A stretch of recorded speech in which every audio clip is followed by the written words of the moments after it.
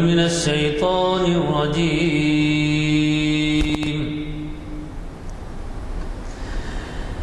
بسم الله الرحمن الرحيم.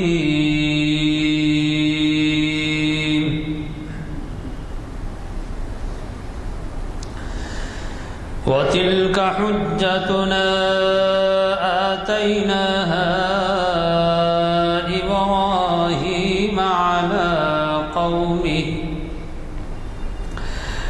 نرفع درجات من نشاء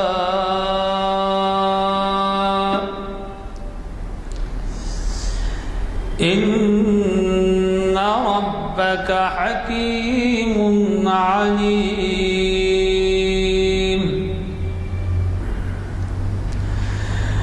ووهبنا له إسحاق ويعقوب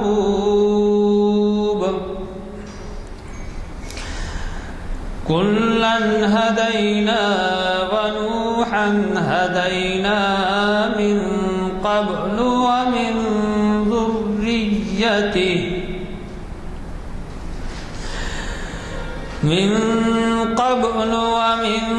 ذريته داود وسليمان وأيوب ويوسف وموسى وهارون وكذلك نجزي المحسنين.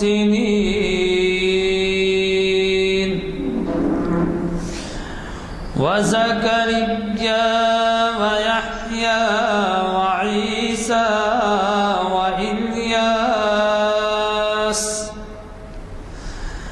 كل من الصالحين.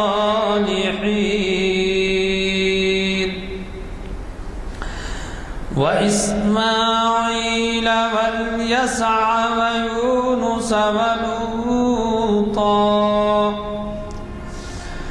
وكلا فضلنا على العالمين.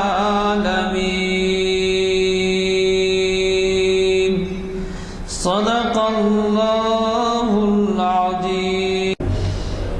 حضرات، جیسے کہ آپ واقف ہیں، آج ہمارے درمیان آپ کے جانے پہچانے مقرر ڈاکٹر میر اکبر علی افتخاری صاحب تشریف فرما ہیں.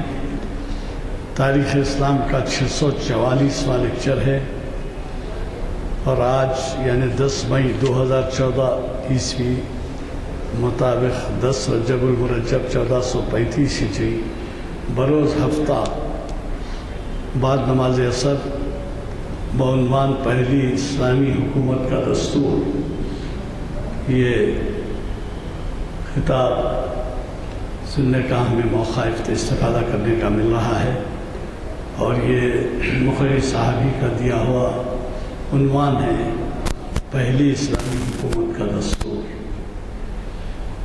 پہلے ایک زمانہ تھا جب کہ بادشاہ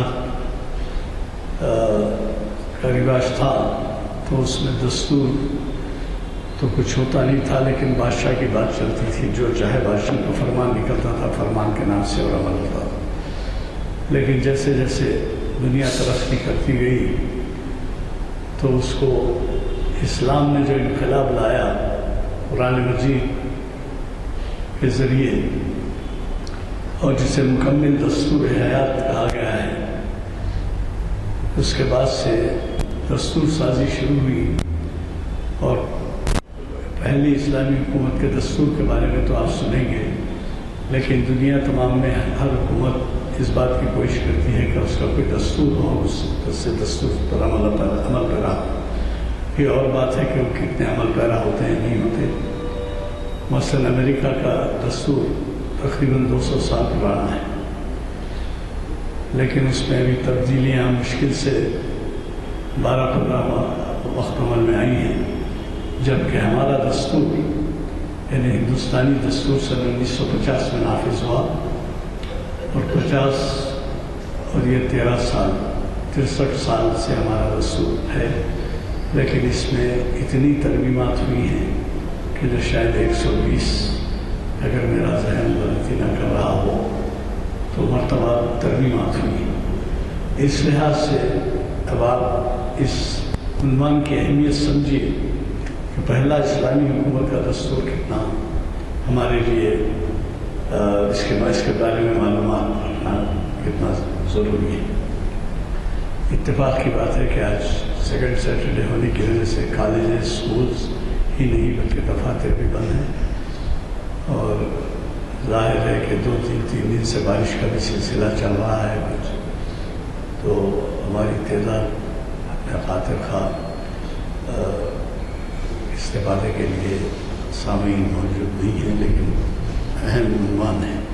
اور ایک اعلان یہ ہے کہ ہمارے ہاں 2 پرچے انجمن ترقی اردو کی طرف سے وصول ہوئے ہیں. ہماری زبان جو بین الاقوامی پیپر ہے اور مرکز سے شائع ہوتا ہے دلی سے، اس کی یہ کہ شاید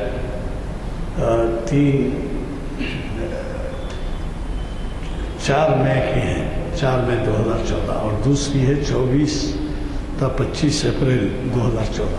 دونوں بھی اویلیبل ہیں. جن صاحب کو بھی ہونا ہے آپ دے دیں، الگ الگ رکھیں، جو بھی چاہیں لے لیں، فری ہے، کوئی اس کا معاوضہ نہیں.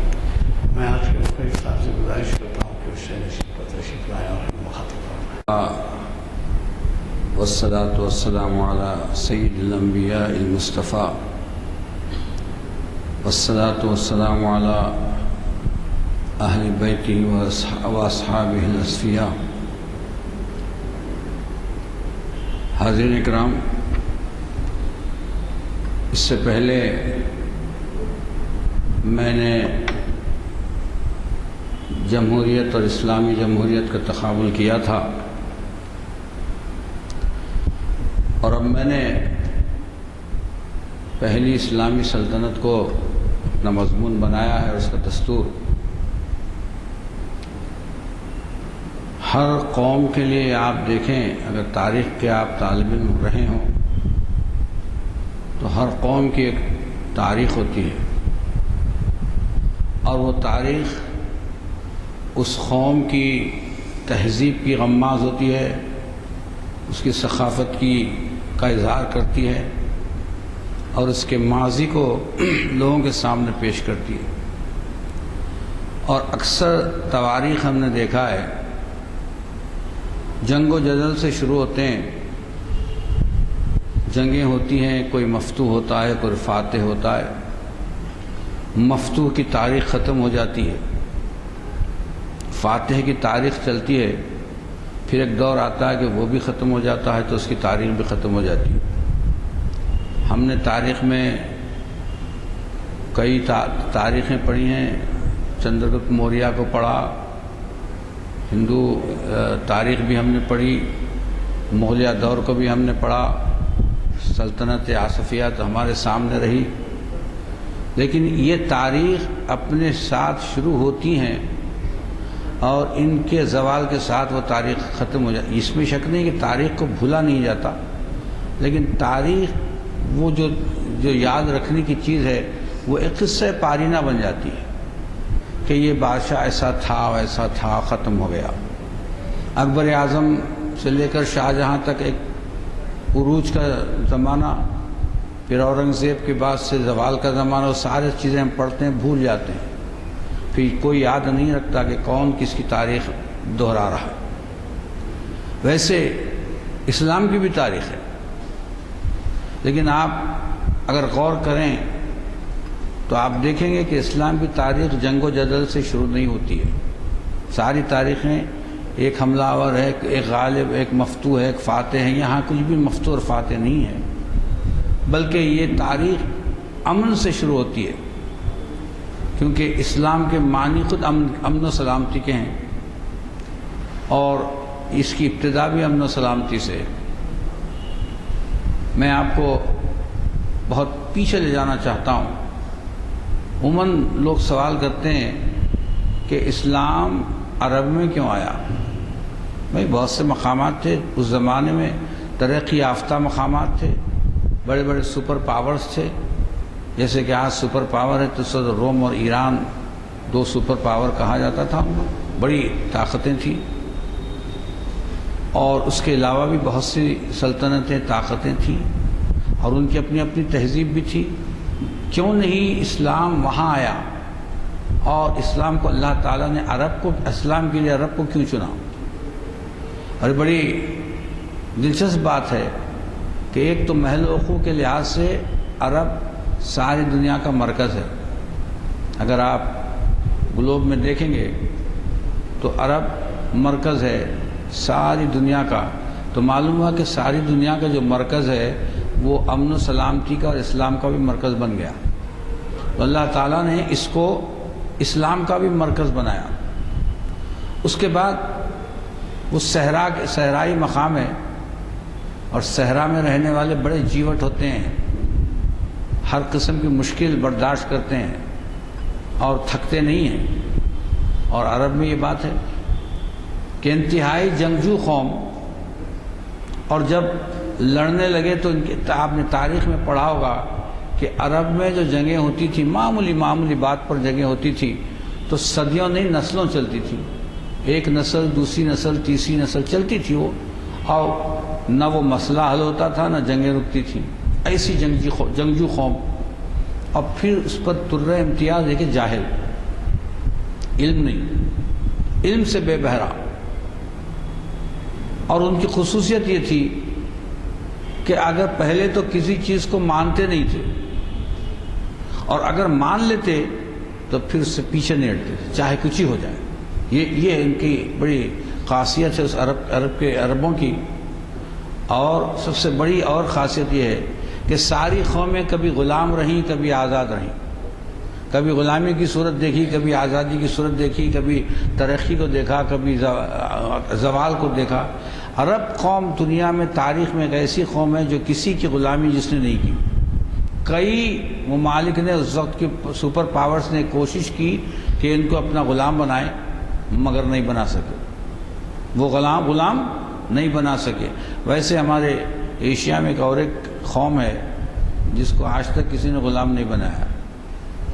انگریزوں نے بنانا چاہا مٹ گئے، رشیا نے بنانا چاہا مٹ گیا، ٹکڑے ٹکڑے ہو گیا. اب امریکہ بنانا چاہتا ہے تو وہ بھاگ رہا ہے. وہ افغانستان کے لوگ ہیں، بڑے جنگجو بھی ہیں، جیوٹ ہیں، اور افغان کو کوئی غلام نہیں بنا سکتا. اسی طرح عرب کو بھی کوئی غلام نہیں بنا سکتا تھا. اب پھر یہ کہ ان کے اندر جہاں یہ صفتیں تھیں وہاں یہ بھی صفت تھی کہ بڑے مہمان نواز ہوتے، دشمن کی بھی مہمان نوازی کرتے، اور بڑے محبت جب کرتے تو پھر ایسی محبت کرتے کہ محبت کا کوئی جواب نہیں ہوتا، اور دشمنی کرتے تو پھر صدیوں دشمنی چلتی. اور اسی وجہ سے اللہ تعالیٰ نے ایسی قوم کو اسلام کے لیے پسند کیا کہ جو اسلام میں تاریخ میں آپ دیکھیں گے جنہوں نے بھی اسلام قبول کیا، تاریخ میں ایک واقعہ بھی آپ نہیں بتائیں گے کہ جنہوں نے اسلام قبول کیا اور پھر ارتداد کیا. کیوں؟ کہ ان کی بات یہ تھی کہ جس چیز کو قول دے دیتے تو پھر جم جاتے اور استقامت بتاتے. اور دین اسلام کے لیے استقامت بہت بڑی چیز ہے. جب تک کہ استقامت نہ ہو اسلام پھیلنے والا نہیں. تو اللہ تعالیٰ نے پہلی چیز تو عرب کو اس میں اور پھر ان کی جو زبان ہے وہ بہت فصیح زبان ہے. اس زمانے سے فصیح ہے تو آج بھی فصیح ہے کہ اس کی فصاحت کا کوئی مقابلہ نہیں کر سکتا. اور ہمارے اساتذہ نے بتایا کہ گھوڑے کے لیے 40 الفاظ کم سے کم نکالے گئے. ابھی کتنے ہیں بھی نہیں معلوم. کسی لینگویج میں کسی زبان میں ایسی نہیں ہے کہ اتنی فصیح اور وسیع.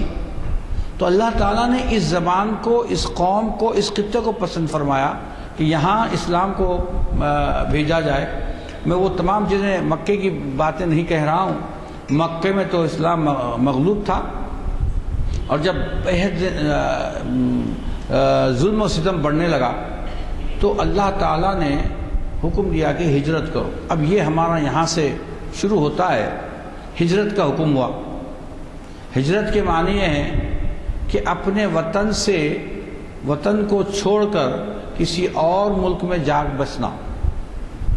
اور اس کے لیے ہجرت کے جو اصول ہیں حقیقی ہجرت کے، کہ ہجرت صرف اس لیے ہو کہ دین کے لیے ہجرت ہو، مال و متاع اور دنیا کے لیے ہجرت نہ. اس کو ہجرت نہیں بولتے. اگر ہم جا کے سعودی عرب میں رہ جائیں اور ہمارے کئی لوگ جا کر امریکہ میں بس جا رہے ہیں اپنے وطن کو چھوڑ کر، اور یہ سمجھتے ہیں صاحب ہم ہجرت کر رہے ہیں. اس کو ہجرت نہیں بولتے. ہجرت دین کے لیے ہو، دین کی استقامت اور ارتقاء کے لیے ہو، اس کو ہجرت کہا جاتا ہے. اور ظالموں سے بچ کر دین کا بول بالا ہو جائے، یہ ہجرت کا مقصد ہوتا ہے. تو اللہ تعالیٰ نے ہجرت کا حکم عطا فرمایا کہ جاؤ ہجرت کرو. تو سارے نکلے، ساری چیزیں وہ کہنے کی نہیں ہے کیونکہ وقت نہیں ہے. یہ مدینہ شریف میں سرکار دو عالم صلی اللہ علیہ وسلم تشریف لائے. اب جب مدینہ شریف میں سرکار دو عالم صلی اللہ علیہ وسلم تشریف لائے تو یہاں آپ کے سامنے انصار تھے جو آپ کے عاشق، اور ساتھ جو آئے تھے مہاجرین. تو سرکار دو عالم صلی اللہ علیہ وسلم نے ان کی محبت کو بڑھانے کے لیے انصار اور مہاجرین میں مواقع شروع فرمائی. یعنی ایک انصار کو ایک مہاجر کا بھائی بنا دیا. تو اب دیکھیے، جب یہ جاہل قوم تھی، ایک دوسرے کے دشمن تھے اور ایک دوسرے کو دشمنی کرنے میں بڑے ماہر تھے، لیکن جب اسلام قبول کیا، سرکار دو عالم صلی اللہ علیہ وسلم کے دامن میں آ گئے، آپ کی رحمت کے دامن میں آ گئے، تو یہ عالم ہو گیا کہ ایک انصار اور مہاجر دونوں ایک دوسرے کے لیے جانتے نہیں. لیکن جب مواقعات فرمائی تو ایک انصار کا تو یہ عالم ہو گیا کہ اس نے اپنی جائیداد آدھی دے دی، اور ایک انصار نے کیا بھائی میرے پاس 2 بیویاں ہیں، میں ایک کو طلاق دیتا ہوں، تم مجھ سے شادی کر لو. یہ محبت کا عالم تھا، یہ محبت کا عالم تھا. اسی لیے اللہ تعالیٰ نے اسلام کی وجہ سے جو محبت آئی، سرکار دو عالم صلی اللہ علیہ وسلم کی وجہ سے جو محبت دلوں میں پیدا ہو گئی، اللہ تعالیٰ قرآن میں خود فرماتا ہے وَاذْكُرُوا نِعْمَةَ اللَّهِ عَلَيْكُمْ إِذْ كُنْتُمْ أَعْدَاءً فَأَلَّفَ بَيْنَ قُلُوبِكُمْ فَأَصْبَحْتُمْ بِنِعْمَتِهِ إِخْوَانًا. اللہ تعالیٰ فرماتا ہے دیکھو وَاذْكُرُوا نِعْمَةَ اللَّهِ عَلَيْكُمْ، یاد کرو اس نعمت کو. کون سی نعمت کو؟ کہ جس کی نعمت کی وجہ سے سارے دشمن دوست ہو گئے. وَاذْكُرُوا نِعْمَةَ اللَّهِ عَلَيْكُمْ إِذْ كُنْتُمْ أَعْدَاءً، جبکہ تم ایک دوسرے کے دشمن، جانی دشمن تھے. إِذْ كُنْتُمْ أَعْدَاءً فَأَلَّفَ بَيْنَ قُلُوبِكُمْ، تو پھر اللہ نے کیا کیا؟ اس نعمت عظمیٰ کی وجہ سے تم میں، تمہارے دلوں میں محبت ڈال دی.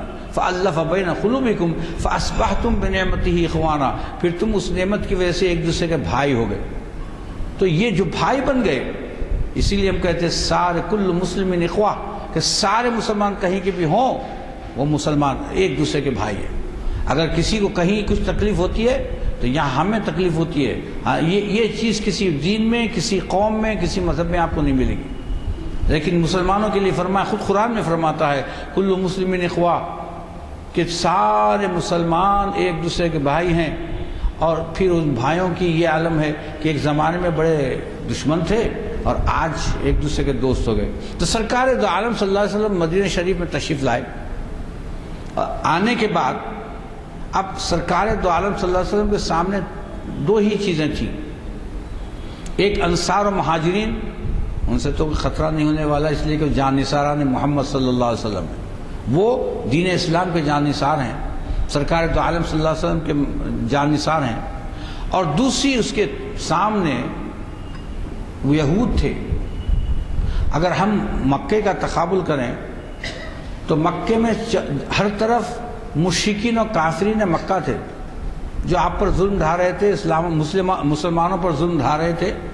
لیکن یہاں جب آپ تشریف لائے تو مدینے میں تشریف لائے. مدینہ تو سارے انصار اور مہاجرین سے پر تھا، کوئی مدینے کے اندر تو خطرہ نہیں تھا. لیکن اطراف میں جو قبائل تھے وہ یہود تھے. دو قسم کے قبائل تھے، ایک یہودی قبائل تھے اور ایک مشرکین مدینہ تھے. تو اب یہاں سرکار دو عالم صلی اللہ علیہ وسلم اپنی سلطنت قائم کر رہے ہیں، حکومت قائم فرما رہے ہیں، اور وہ اللہ کے حکم سے فرما رہے ہیں، کیونکہ اللہ تعالیٰ نے ایک کلیہ بیان کر دیا کہ ان الحکم الا للہ، اللہ کے حکم کے سوا کسی کا حکم نہیں ہوگا. تو اس کے نتیجے میں آپ سلطنت اسلامیہ قائم فرما رہے ہیں. اب سوال یہ ہے کہ اس سلطنت اسلامیہ کو استحکام کیسے ہو، چونکہ سارے کے سارے دوست نہیں ہیں. جو اس مدینہ شریف میں ہیں وہ تو دوست ہیں، لیکن جو اطراف میں ہیں وہ یہود ہیں، اور یہود کے لیے تو قرآن نے کہہ دیا کہ یہ تمہارے نصارہ سے بھی پڑھ کر دشمن ہے، یہ دشمن ہے، یہود تو تمہارے کھلے دشمن ہیں، تو یہ کھلے دشمن ہیں۔ اور دوسرے ہیں مشرکین مکہ۔ مشرکین مکہ ہو سکتا ہے کہ کل کو ایمان لا لے، لیکن یہودیوں سے توقع نہیں رکھی جا سکتی، کیونکہ یہودی تو اسلام کے، مسلمانوں کے اور خود سرکار دو عالم صلی اللہ علیہ وسلم کے دشمن تھے۔ سرکار کی آمد سے پہلے یہ سرکار دو عالم صلی اللہ علیہ وسلم کے بڑے بہیقہ اور محبوب دوست تھے، کہ سرکار دو عالم صلی اللہ علیہ وسلم کے نام پر یہ بڑے بڑے معارکے کرتے تھے اور آپ کے بڑے انتظار میں تھے اور دوست تھے۔ اور وہ قرآن میں فرماتا ہے کہ وہ سرکار دو عالم صلی اللہ علیہ وسلم کو ایسے پہچانتے تھے جیسے کہ وہ اپنے بچوں کو پہچانتے ہیں۔ یعرفون کما یعرفون ابناءہم، وہ آپ کو ایسے پہچانتے ہیں یا اے حبیب جیسے کہ وہ اپنے بچوں کو پہچانتے ہیں۔ لیکن جب اسلام آ گیا تو یہی سب سے بڑے دشمن ہو گئے۔ یہی انہی کی دشمنی کی وجہ مورخین بیان کرتے ہیں، 2-3 وجوہات ہیں۔ ایک تو یہ کہ یہ یہود سمجھتے تھے کہ جو نبی آئیں گے وہ ہمارے پاس آئیں گے، چونکہ بنی اسرائیل میں انبیاء کی کثرت ہے، تو ان کا یہ خیال تھا کہ بنی اسرائیل بہت بہترین امت ہے اور جب نبی آئیں گے تو ہمارے پاس ہی آئیں گے، کیونکہ سارے انبیاء حضرت اسحاق علیہ السلام، حضرت یعقوب علیہ السلام سے لے کر حضرت عیسیٰ علیہ السلام تک پورے کے پورے بنی اسرائیل میں آئے، تو بنی اسرائیل میں انبیاء کی کثرت ہے، تو ان کا یہ خیال تھا کہ یہ نبی بھی آئیں گے تو ہماری امت ایسی ہے، ہماری قوم ایسی ہے کہ سارے انبیاء ہمارے پاس آتے ہیں، یہ بھی ہمارے پاس آئیں گے۔ نہیں آئے۔ جب ان کے پاس نہیں آئے تو دشمنی ہو گئی، اور دشمنی ہو گئی تو ایسی ہو گئی کہ وہ اسلام کے نام سے نفرت کرنے لگے، اور جس کو وہ پہچانتے تھے اور جس کو ان کے ہاں ایک معبد تھا، اس آیت کی تفسیر میں لکھا ہے کہ اس میں ساری تصاویر تھی انبیاء کی وغیرہ کی، اور اس میں سرکار دو عالم صلی اللہ علیہ وسلم کی بھی جو شبیہ مبارک تھی، اور حضرت ابو بکر صدیق و حضرت عمر رضی اللہ تعالیٰ عنہ کی بھی شباہت تھی، تشبیہ تھی۔ تو لوگوں نے کہا، علماء نے بتایا کہ کما یعرفون ابناہم کے معنی یہ ہیں کہ وہ ان کے گھروں میں آپ کی شبیہ مبارک رہتی تھی، اور وہ آپ کو ایسے پہچانتے تھے جیسے اپنے بچوں کو پہچانتے۔ دشمن ہو گئے، جب دشمن ہو گئے تو اسلام کے دشمن اس طرح ہوئے کہ آپ کو بڑی آپ کو تکلیفیں پہنچائی۔ تو اب جب مدینہ شریف تشریف لائے تو اطراف میں یہ یہودی ہیں، اور یہودیوں کے لیے اللہ تعالیٰ نے بڑا ان کی تعریف فرمائی ہے۔ مسلمانوں کی تعریف کیا کی ہے؟ آپ اگر قرآن شریف کھولیں، بسم اللہ الرحمن پڑھنے لگیں، الف لام میم پڑھیے، آپ کی تعریف ہے۔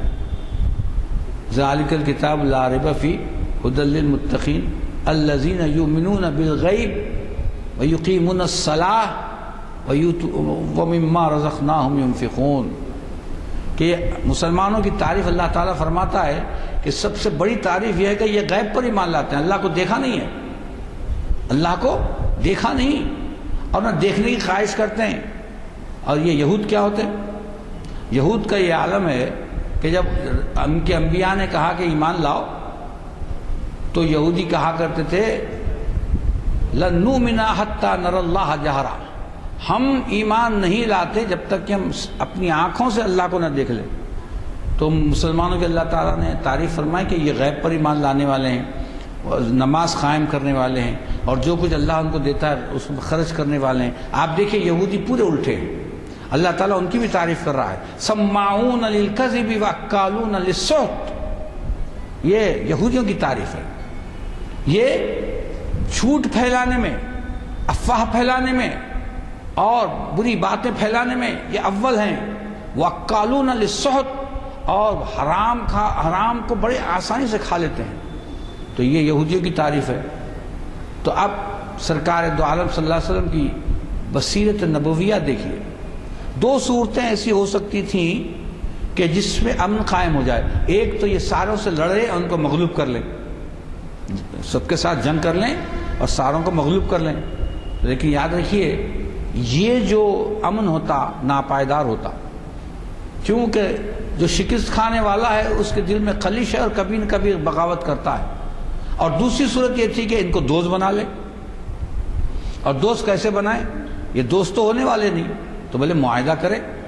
تو چلیے کیا ہوا، سرکار دو عالم صلی اللہ علیہ وسلم جب مدینہ شریف میں تشریف لائے اور وہاں اپنی حکومت کو قائم فرمایا، تو سب سے پہلے آپ نے ان لوگوں سے جو یہود تھے، یہودیوں سے ایک معاہدہ کیا کہ بھائی تم بھی امن سے رہو، ہم بھی امن سے رہتے ہیں. اور معاہدے کو جو ہے بہت مشہور معاہدہ ہے، اور آپ نے شاید پہلے کسی لیکچر میں سنا ہوگا، میثاق مدینہ جس کو کہتے ہیں. بہت طویل ہے، اس کے ساری چیزوں کو تو ہم یہاں ایک نشست میں نہیں دیکھ سکتے. میثاق مدینہ اس کو کہا جاتا ہے کہ سرکار دو عالم صلی اللہ علیہ وسلم کی بصیرت دیکھیے آپ، بصیرت نبویہ کہہ سکتے ہیں یا الہی بصیرت کہہ سکتے ہیں، کہ آپ نے جنگ کو ترجیح نہیں دی، ان سے لڑنے کو ترجیح نہیں دی، بلکہ ان سے معاہدہ فرمایا. حالانکہ وہ یہود وہ ہیں جو ہمارے دشمن ہیں، لیکن اس کا مطلب یہ ہوتا ہے، سرکار نے بتایا کہ امن کے لیے دشمن سے بھی معاہدہ کیا جا سکتا ہے، دشمن سے بھی دوستی کی جا سکتی ہے. تو میثاق مدینہ کا اہتمام فرمایا، معاہدہ کیا، اور یہودیوں نے اس معاہدے کو مان لیا. اور 3 بڑے ان کے قبائل تھے، بنو نذیر اور بنو قینقاع، یہ بہت بڑے ان کے قبیلے تھے.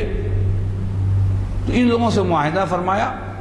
اب معاہدے کے نکات آپ دیکھیے کہ آج ساری دنیا کے دستوروں کو ایک طرف رکھیے اور ان نکات کو ایک طرف رکھیے، تو پہلی چیز تو یہ معلوم ہوگی کہ اس کا مقابلہ نہیں کر سکتے. اور دوسری چیز آپ کو یہ سمجھ میں آئے گا کہ یہ سارے کے سارے اسی سے چروا لیے ہوئے ہیں، اسی سے چرائے ہوئے ہیں، اسی کا وہ عکس ہیں. یہ الگ بات ہے کہ ہمارا جو معاہدہ ہے اس پر ہم عمل کرتے ہیں، اور یہ معاہدہ سے دوسروں کا معاہدہ سے بتانے کے لیے ہوتا ہے.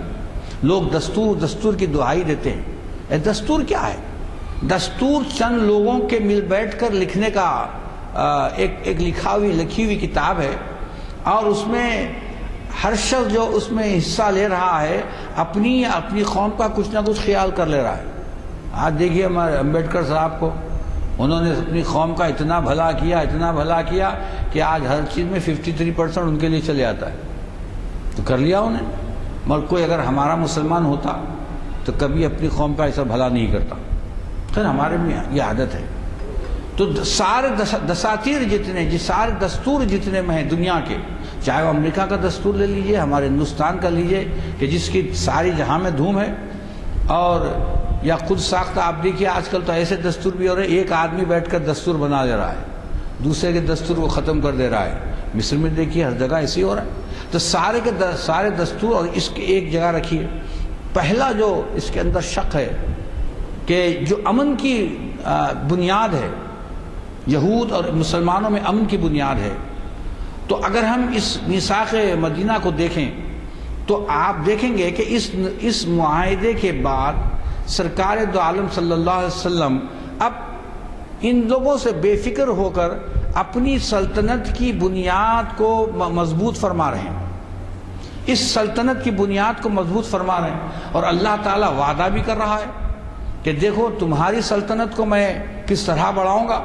قرآن میں خود اللہ تعالیٰ نے وعدہ فرمایا ہے کہ وعد اللہ الذین آمنوا منکم وعملوا الصالحات. اللہ ان لوگوں سے جو تم میں ایمان لائے اور نیک عمل کرتے ہیں وعدہ کرتا ہے. لَيَسْتَخْلِفَنَّكُمْ فِي الْأَرْضِ كَمَا اسْتَخْلَفَ الَّذِينَ مِنْ قَبْلِهِمْ کہ تم کو زمین میں خلافت عطا فرمائے گا، تم کو زمین میں قریب میں خلافت عطا فرمائے گا جس طرح کہ تم سے پہلے لوگوں کو اللہ تعالیٰ نے خلافت عطا فرمائی. تو خلافت کے لیے سلطنت اسلامیہ کے قیام کے لیے 2 چیزیں اللہ تعالیٰ نے شرط رکھی. ایک وعد اللہ الذین آمنوا منکم، پہلے ایمان کی شرط رکھی. ایمان اگر آپ کے پاس ہے اور ایمان کامل ہے، پھر اس کے بعد دوسری شرط یہ رکھی کہ وعملوا الصالحات، اور پھر وہ ہم نیک عمل کرتے ہیں. تب آپ اندازہ لگائیے سرکار دو عالم صلی اللہ علیہ وسلم کے اطراف جو اصحاب کرامی ہیں، صحابہ کرام ہیں، ان کے ایمان کی تو کیا بات کریں. ان کے ایمان کے بارے میں کچھ کہنا یقین مانیے گستاخی ہے کہ وہ سرچشمہ ایمان ہے، منبع ایمان ہے کہ جن کو دیکھ کر اپنے ایمان کو درست فرما سکتے ہیں. تو فرمایا الذین آمنوا منکم، جو لوگ تم میں ایمان لائے، وعملوا الصالحات، اور پھر جو جنہوں نے نیک عمل کیا. تو ان کے جس طرح نیک عمل کرنے کو کوئی چیلنج نہیں کر سکتا.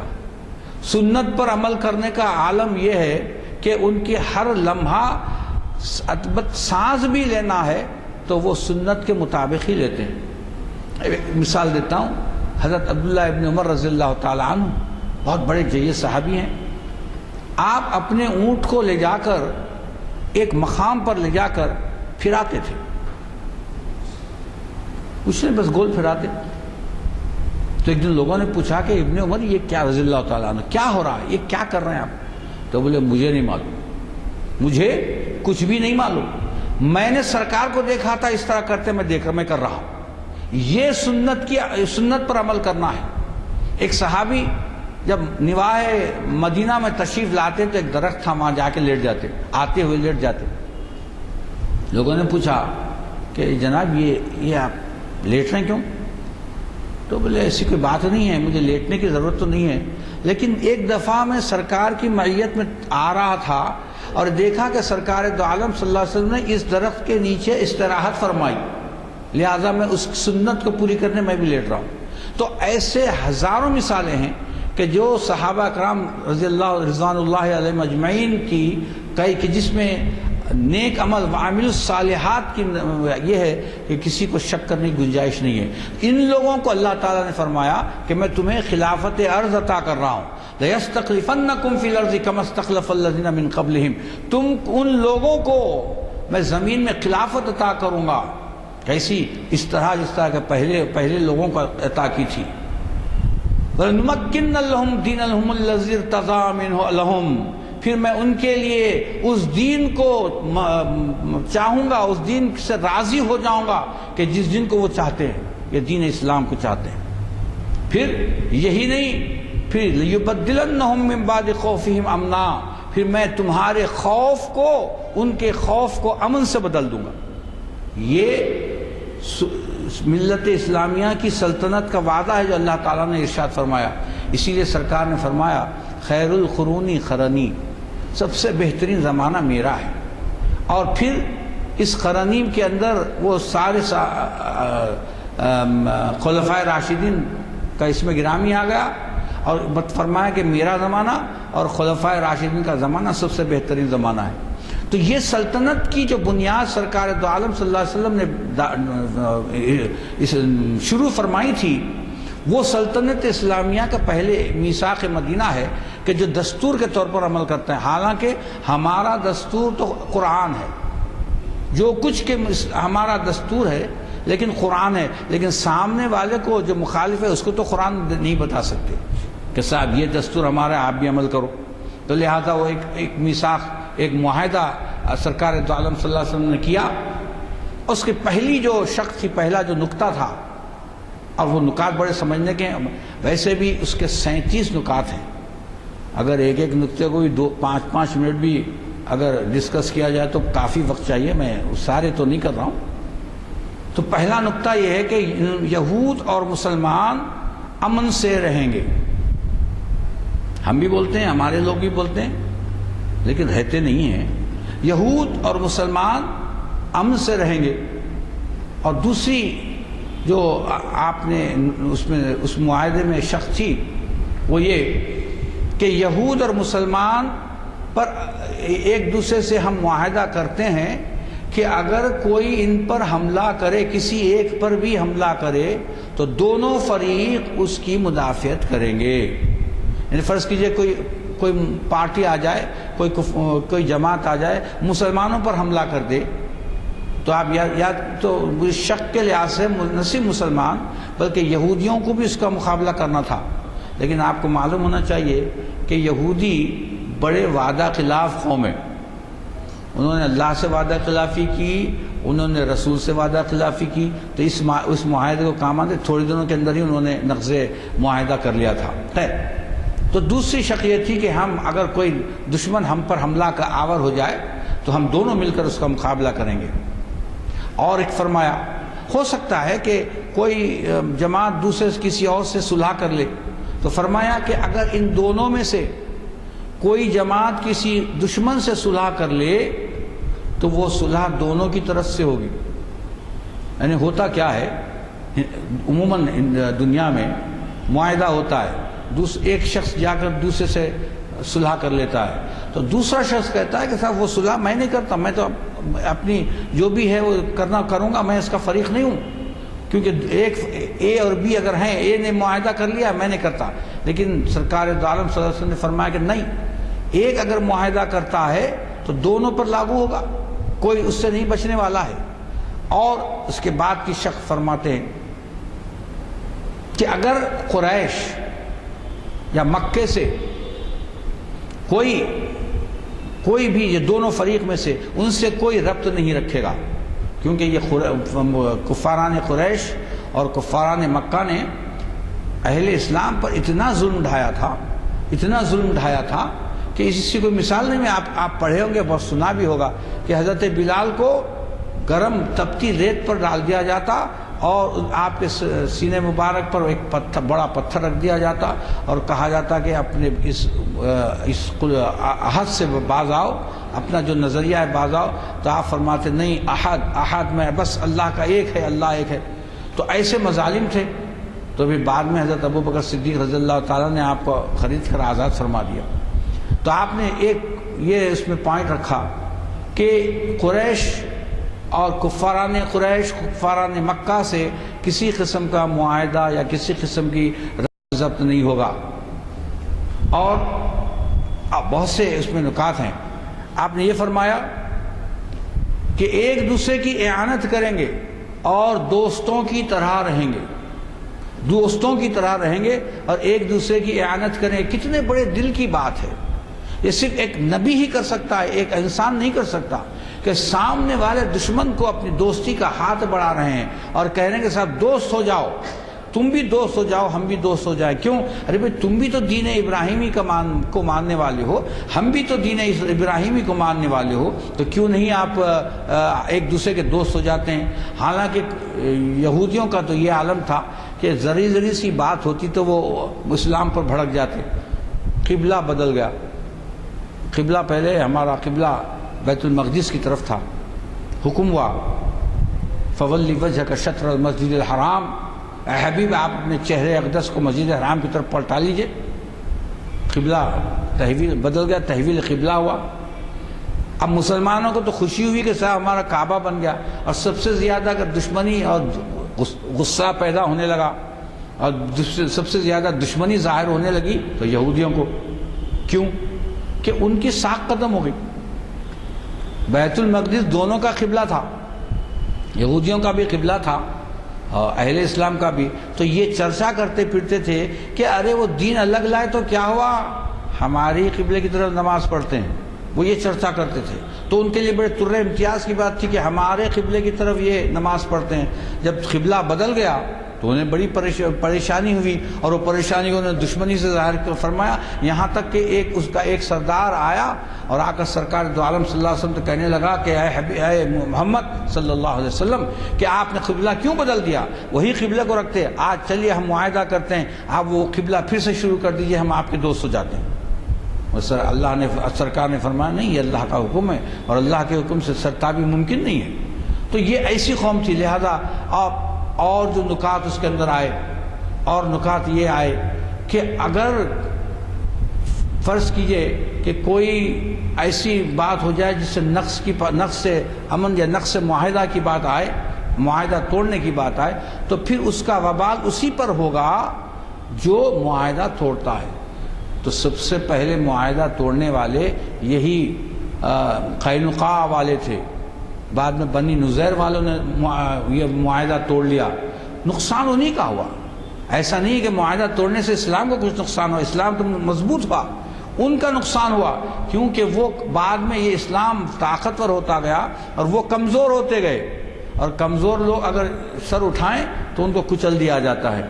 تو آخر اور ایسے 37 نکات ہیں کہ جس کی اگر آپ پڑھیں گے تو حیرت کریں گے، نہ سرکار دو عالم صلی اللہ علیہ وسلم نے قانون کی تعلیم حاصل کی، نہ سرکار دو عالم صلی اللہ علیہ وسلم کسی یونیورسٹی کے پڑھے ہوئے ہیں، لیکن ایسا مبسوط معاہدہ آپ پیش فرما رہے ہیں، ایسا جامع معاہدہ پیش فرما رہے ہیں کہ جس کی مثال کوئی پیش ہی نہیں کر سکتا، جس کی مثال کوئی پیش نہیں کر سکتا۔ اس لیے ہم کہتے ہیں، تاریخ میں لکھا جاتا ہے کہ میثاق مدینہ دراصل نئی سلطنت اسلامیہ کا ایک دستور تھا، اور وہ دستور پہلا دستور تھا کہ جو سرکار دو عالم صلی اللہ علیہ وسلم نے دیا، لوگوں کے سامنے پیش کیا۔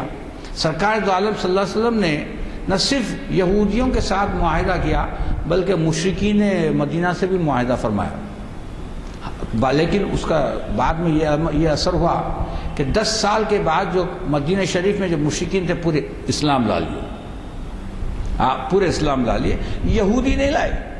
یہودی آج بھی دشمنی میں ہیں، اور جب بھی دشمنی میں تھے لیکن وہ ایمان نہیں لائے، بلکہ وہ کیا کرے، انہوں نے اپنے معاہدے کو توڑ دیا۔ تو اب ایک بات سمجھ میں آتی ہے، کچھ ہمارے لوگ سمجھتے ہیں کہ مشرکوں سے، کافروں سے کوئی ربط ضبط رکھنا نہیں ہے، حالانکہ سرکار دو عالم صلی اللہ علیہ وسلم نے امن کی خاطر مشرکین مدینہ سے بھی معاہدہ فرمایا، اور وہ آپ کے حلیف بن گئے، اور حلیف بننے کا مطلب یہ ہے کہ آپ کے دوست ہو گئے۔ تو اسی لیے ہم مشرکین کو دوست بناتے ہیں لیکن زبردستی ان پر اسلام نہیں تھوپتے، کیونکہ اللہ تعالیٰ فرماتا ہے کہ اسلام کو آپ لا اکراہ فی الدین قد تبین الرشد من الغی، کسی پر بھی اسلام قبول کرنے کے لیے جبر نہیں ہے، اکراہ نہیں ہے۔ قد تبین الرشد من الغی، تو اس کے اندر تو یہ عالم ہے کہ عقل والوں کے لیے کافی ہے کہ اس کے اندر جو غی ہے یعنی برائی ہے، طاغوتی چیزیں ہیں اور اچھی چیزیں، اس پہ ہم نے کھلی کھلی بیان کر دیے۔ قد تبین الرشد، اور اس کے اندر ہدایت کو، والغی اور بے ہدایتی کو، یا یہ کہیے کہ سرکشی کو کھلا کھلا بیان کر دیا گیا ہے۔ تبین کے معنی کھلا کھلا بیان کر دیا گیا ہے۔ اسی لیے اب جب آپ کے سامنے یہ چیزیں بیان کر دی گئی ہیں تو لا اکراہ فی الدین، اب دین میں کوئی جبر نہیں ہے، دین میں کوئی کسی قسم کا جبر اکراہ نہیں ہے، ورنہ اگر فرض کیجئے دین میں جبر ہوتا،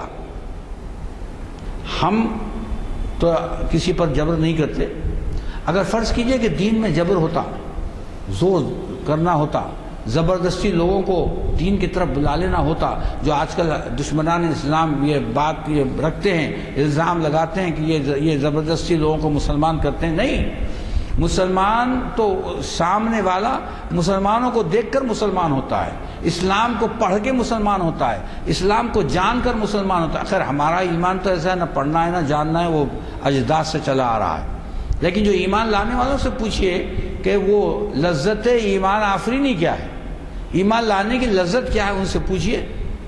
تو ایمان لانے والے تو اللہ تعالیٰ فرماتا ہے لا اکراہ فی الدین، دین میں کوئی جبر اور اکراہ نہیں ہے۔ کیوں؟ اس لیے کہ یہ کوئی ڈھکی چھپی بات نہیں ہے، اسلام کی بات ہم نے سب اس میں ہدایت اور ہر چیز، بے ہدایت ہر چیز بیان کر دی۔ قد تبین الرشد من الغی، اس کے اندر رشد کو بھی بیان کر دیا گیا ہے، غی کو بھی بیان کر دیا گیا ہے۔ اب عقل سلیم ہے تو رشد کی طرف آتے ہو تو اسلام کی طرف آؤ، اور اگر غی کی طرف جاتے ہو تو کافروں کی طرف جاؤ۔ تو لہٰذا ہمارے پاس کوئی اکراہ جبر اکراہ نہیں ہے۔ تو اس کا نتیجہ یہ ہوا کہ مشرکین مکہ، مشرکین مدینہ سے آپ نے معاہدہ فرمایا، اور 10 سال کے بعد آہستہ آہستہ لوگ اسلام کی طرف آئے اور پورے کے پورے مشرکین اسلام لا لیے۔ اب اندازہ لگائیے، مشرکین مکہ دشمنی نہیں رکھتے تھے کیونکہ وہ بھی عرب تھے، دشمنی نہیں رکھتے تھے۔ ایک دفعہ کیا ہوا کہ مکے سے 3 حضرات مسلمان ہو گئے، اور مسلمان ہو کر انہوں نے بجائے ادھر آنے کے، مدینہ شریف آنے کے، حبشہ میں کو اپنی ہجرت کر لیا۔ تو جیسے ہی کفاران مکہ کو معلوم ہوا کہ ہمارے 3 آدمی ہجرت کر کے حبشہ چلے گئے ہیں، جبکہ سرکار دو عالم صلی اللہ علیہ وسلم مدینہ شریف میں تشریف فرما ہے، تو ان کفاروں نے کیا کیا، ایک وفد بھیجا کہ جاؤ، جا کے ان کو پکڑ لاؤ۔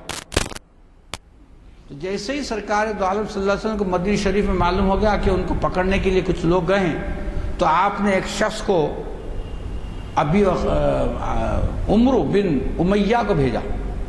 دیکھیے سر، یہ عمرو بن امیہ کوئی مسلمان نہیں ہے، یہ عمرو بن امیہ کوئی صحابی یا مسلمان اس وقت تھے، بعد میں وہ ایمان لائے.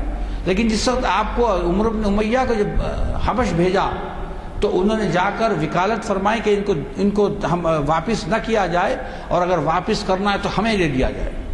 تو یہ کس کا اثر تھا؟ یہ مشرکین سے معاہدہ کا اثر تھا کہ مشرکین مدینہ نے بھی آپ کی مدد فرمائی، آپ کے ساتھ جو ہے آپ کے حلیف بنے رہے. بعد میں سارے جو مشرکین تھے وہ سارے کے سارے اسلام لا لیے. تو اب جب یہ مشرکین بھی لا لیے تب دو ہی وہاں پہ قومیں تھیں، ایک مسلمان، سارے کے سارے مسلمان اہل اسلام، اور دوسرے یہود. تو ان یہودیوں کا یہ عالم تھا.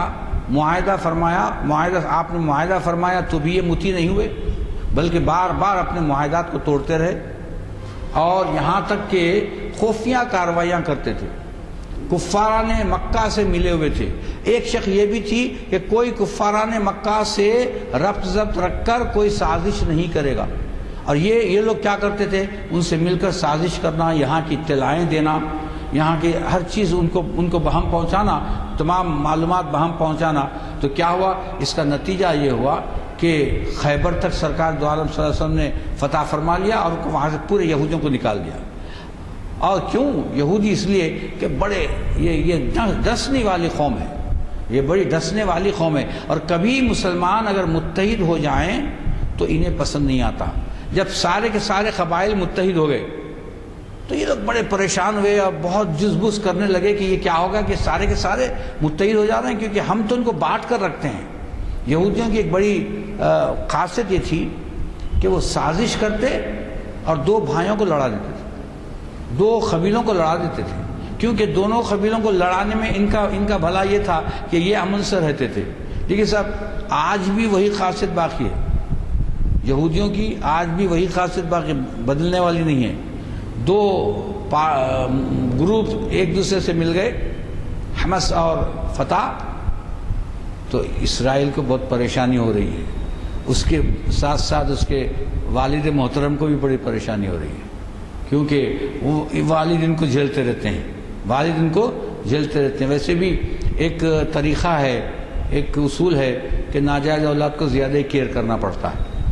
تو وہ ان کو بڑا جھیل رہا. وہ دونوں بھی بڑے غم و غصے میں کہ میاں تجھے بھی غم ہے ہمیں بھی غم ہے، یہ دو مل گئے. کیونکہ جب تک یہ دونوں لڑتے تھے، حماس اور الفتح والے جب تک لڑتے تھے، ان لوگوں کو بہت سکون تھا، کیونکہ کوئی فلسطین کی طرف دیکھتا ہی نہیں تھا. اب جب وہ مل گئے، متحد ہو گئے، تو ان کو پریشانی، اللہ ان کے اتحاد کو قائم رکھے. تو ہوتا یہ ہے، تو میں عرض کر رہا تھا کہ اسلام کی جو پہلی سلطنت ہے وہ کمزور نہیں تھی، کیونکہ ہجرت کا حکم اللہ تعالیٰ نے اس لیے دیا کہ تاکہ ہجرت کرنے کے ساتھ ہی ان کو طاقت مل جائے، اور طاقتور ہو گئی. اور وہ طاقتور ہونے کے ساتھ ہی یہ عمل ہونے لگا کہ اب وہاں سے جو پھیلنے لگے، اب مدینہ شریف سارے اسلام کا مرکز بن گیا، سارے اسلام کا مرکز بن گیا. یہاں تک کہ حضرت ابوبکر صدیق رضی اللہ تعالیٰ عنہ خلیفہ ہوئے تو وہ مدینہ مرکز تھا، صدر مقام تھا. اب ایک چھوٹا سا شہر جو سلطنت اسلامیہ کی بنیاد بنا، وہ کیا ہوا؟ وہ بنتے بنتے وہ پائے-تخت اور سلطنت کا پائے-تخت بن گیا. اور حضرت عمر جب تشریف لائے، خلیفہ ہوئے، تو وہ سلطنت وہیں، پائے-تخت وہیں تھا. اور آپ کی حکومت کتنی دور تک تھی؟ روم کو آپ نے فتح فرما لیا تھا، ایران کو فتح فرما لیا، شام اور عراق کو فتح فرما لیا. تو 22 لاکھ مربع میل کی حکومت آپ کی تھی، 11 لاکھ مربع میل کی آپ کی حکومت تھی، جو آج کسی سپر پاور کی حکومت بھی نہیں ہے. تو اس وقت بڑے بڑے سپر پاورز کو، ایران کو، روم کو آپ نے سرنگو فرما دیا. کس لیے فرمایا؟ اس لیے فرمایا کہ وہی ہے، وعد اللہ الذین آمنوا منکم وعملوا الصالحات. جب تک ہم ایمان والے تھے پکے اور عمل صالح کرتے تھے تو ساری دنیا پر چھا گئے. کیوں؟ کہ ہمارا تعلق جب تک مدینے سے تھا، اور مدینے والے سے تھا تو ہمارا ایمان بھی پختہ تھا، ہمارا عمل صالح بھی تھا، اور اس کا نتیجہ یہ ہوا کہ اللہ تعالیٰ نے جو وعدہ فرمایا وہ پورا ہوتا گیا۔ جس دن ہم اس سے ہٹے، عمل صالح سے ہٹے، مغرب کی پیروی کرنے لگے اور اپنے آقا کو اللہ کو نہیں کہا، کسی اور کو آقا بنانے لگے۔ ارے ہماری مثال تو اللہ تعالیٰ دیتا ہے، مسلمانوں کی تعریف فرماتا ہے، ان الذین قالوا ربنا اللہ ثم استقاموا تتنزل علیہم الملائکہ، جو لوگ یہ کہتے ہیں کہ ہمارا رب اللہ ہے، رب کے بڑے عظیم معنی ہیں۔ آپ کے عدم سے وجود میں لانا اور عدم سے وجود میں لا کر اس کی پوری نشو نما کرنا، اس کی جبلت کے مطابق نشو نما کرنا، یہ ربوبیت ہے۔ خالی رب تو کھانا کھلانا نہیں، لوگ عموماً ترجمہ کرتے ہیں کھانا کھلاتا، نہیں، رب یہ ہے ہم کہیں بھی کچھ نہیں تھے، پہلے کچھ بھی نہیں تھے، اللہ تعالیٰ نے ہم کو جسم بخشا، جان بخشی، خلقت بنایا اور پھر ہم کو بڑھایا، اور سب کی گروتھ یکساں نہیں ہے، میں الگ ہوں آپ الگ ہیں، ہر ایک اپنے اپنی، تو اللہ تعالیٰ اپنی اپنی جبلت، اپنی اپنی فطرت کے مطابق اس کو ترقی دیتا ہے، اس کو رب کہتے ہیں۔